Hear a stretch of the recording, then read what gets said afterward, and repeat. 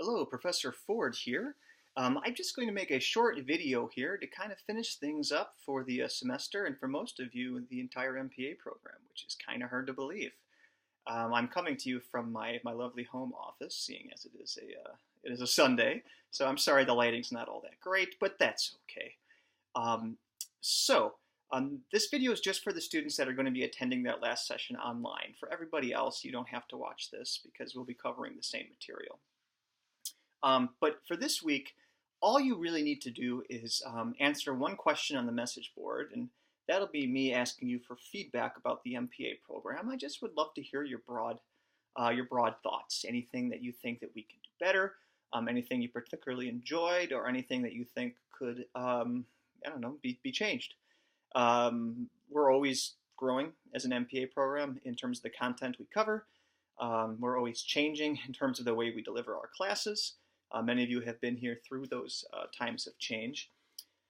So we just want to get better. It's always a goal. It's kind of the whole total quality management thing, that we're never quite at the finish line. So I feel free to be as open as you want to, or to email me if you don't want to do it on a message board. That's fine too. But I'll ask the in-person students the same thing, and hopefully have a good discussion about it.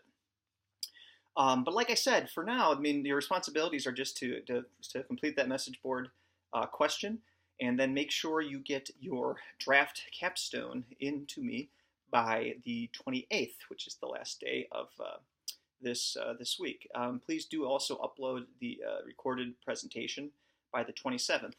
Now, I will post those on D2L so you can watch your fellow classmates.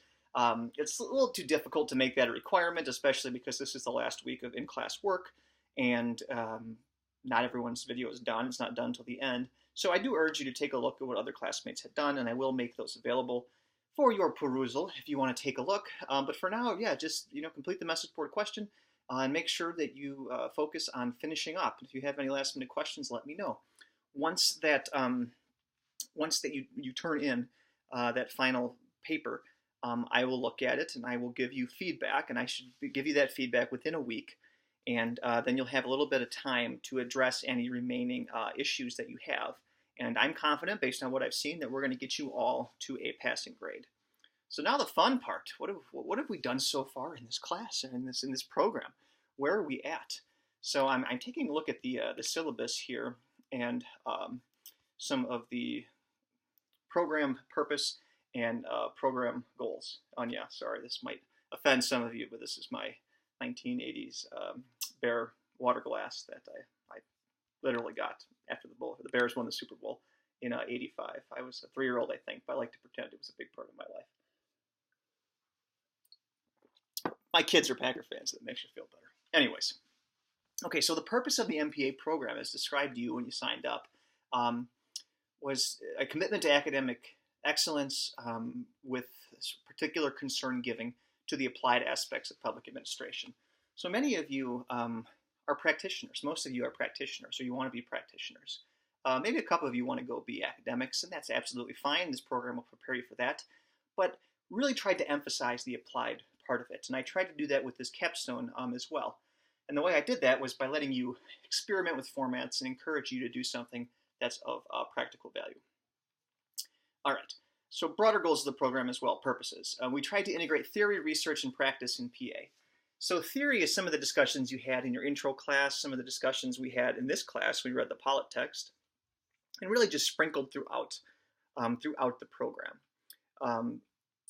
Research, well, I know that you're probably sick of doing literature reviews. That's how you engage with the research. And practice, well, those of you that took public policy, and that's all of you, I mean, that's a real life practical project that you did. Those of you who took the nonprofit class with me, we focused on something very practical. In the budgeting course, we do something very practical with that final assignment where we evaluate the health of the municipality. And I know that you do practical things in leadership and ethics, human resources, etc. So hopefully you do feel connected to practice throughout this program. All right, other things we try to do. Enhance your leadership skills, administrative capabilities, and management practices. So always, at least I know this is true for my classes, and obviously I talked to Dr. Filipova and Dr. Larson, but always trying to walk that fine balance to make sure that you do have the hard skills. So you all suffered through analytic methods with me. Those are hard skills, and not just difficult skills, but hard skills, math, statistics, modeling. In budgeting, I know that a lot of the budgeting was more the narrative and the writing, but we also learned about forecasting and adjusting for real inflation, adjusting for real numbers, and all kinds of those hard competencies. Strategic planning, you learn how to make a strategic plan. So that's what I mean by these hard competencies.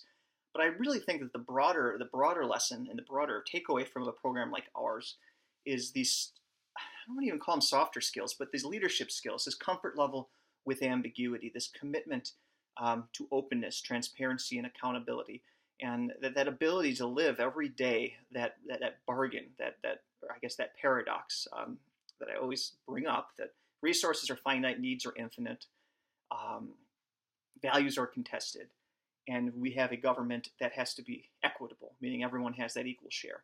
How do we operate as professional managers in that chaotic situation? And I do think it takes this comfort with ambiguity, this ability to compartmentalize, this ability to rank priorities, and really this ability to listen, to validate people's concerns, even if you don't have the ability to address them directly. To me, that's public sector leadership, and we may not have. That's not something you can just learn in one lecture. It's something that we sprinkle throughout this program, this concept, that hopefully you can take away from this program and find it useful as your career develops. So some of the program goals was to develop this broad-based knowledge of theory, research, and practice.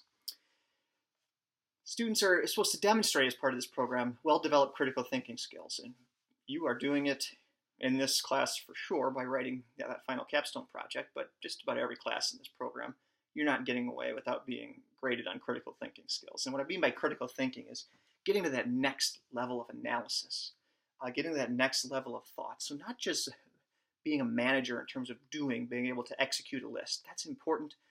That's a necessary skill. But to really get to that next level, the why, how does this connect to the broader picture? How does this focus on long-term capacity building within my organization? Or how does this involve or improve upon the long-term skill making and capacity of me? And I don't mean me personally, but I mean of you, right? You as an employee, you as a public sector manager, you as a person who has ambitious career goals, as evidenced by taking this program. Problem solving and research skills. So much of what we do in the public sector, in the nonprofit sector, in the healthcare management sector is dealing with issues as they arise. So how can we develop really systems thinking where we're able to proactively attack these challenges? In other words, even when things come up and we have to react to them, we have done the groundwork on the front end that we can react in a proactive way, if that makes sense. That's a little bit of a paradox again. But the idea that we can be prepared for anything, that we can have multi-track strategies when we're managing a project or an organization or a staff or just your own personal time, and that you are okay when things get derailed a little bit. You can stay calm and know what to do. So in other words, we can be a bureaucracy, we can be an organization that is ready to react to any situation. So yeah, we're reactive because we have to be reactive, but we're also proactive in our planning and our preparedness. Students will demonstrate strong, positive interpersonal skills and ability to communicate effectively with a diverse constituency, both individually and in group settings. And all the group work and all the presenting you have to do in this program, believe it or not, that's there to get you comfortable with it. Now, many of you are already comfortable in it coming in, which makes my job a heck of a lot easier. But it's that repetition, the idea that we can take difficult concepts and communicate them to groups of your peers, your subordinates, your boss, the public at large. So I know in my classes, I really try to hammer home this idea of what transparency is and isn't. And to me, transparency is not just a data dump, not just making sure that things are out there, but it's an active transparency where you're meeting people where they are at and you're communicating ideas, concepts, program goals, results, whatever, in a way that the citizen, the individual, can understand. To me, that's true transparency. So really, the purpose of this course was to tie all of this together, all of these things that you've learned in this MPA program. And I really hope that you found it interesting, both this class. I know this was very much a free class for you in terms of it's mostly just you working on your own. But I hope it gave you an opportunity to demonstrate and apply all of these skills. And my standing offer to all of you is to always be in touch. You can always email me. You can always call me. If you have an issue, whether it's letter of recommendation, whether it's a work thing, I'm always happy to be there. We have a broad MPA network that we're actively trying to cultivate. To me, one of the most powerful things of the UW-Oshkosh MPA program is not just the faculty or the curriculum or the format, but it's this network, this broad network that we're all a part of. It includes the community members we interact with. It includes our students. It includes our alumni.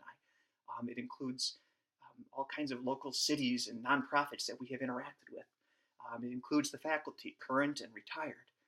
It's this broad network that is powerful not just in Wisconsin, but around the Midwest and even beyond that. And I always, one of the things that I didn't expect when I started here 6 years ago, but I'm learning every year, is that these connections run deep and they just keep getting stronger and stronger. So I really hope that the next time that you get a great job promotion or a great idea, that you're able to share it and connect with other MPA students. So keep in touch is what I'm trying to say here. Keep in touch. I think that'll be good for you in terms of finding opportunities. It'll be good for us in terms of giving opportunities and really just bragging about all the awesome work that you all are doing, because really you're the strength of you're the strength of this MPA program. We don't have a program without all of you. So that being said, I cannot wait to read your final projects. Get those up on D2L, and I will get you feedback within the week.